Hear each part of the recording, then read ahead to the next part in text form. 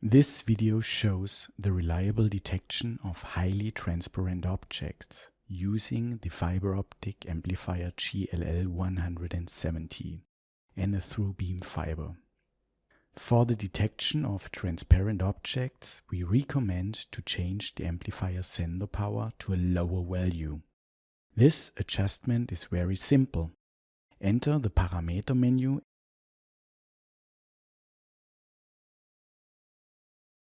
Go to the parameter sender power. Select the parameter value low and confirm the selection.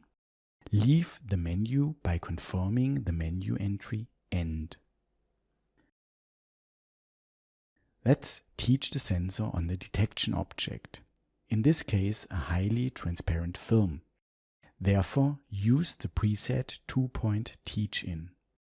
Place the object in light beam. Press the teach button, remove the object, press the teach button again.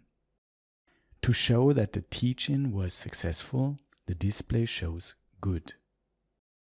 The transparent film is detected stable and reliable when it enters the light beam.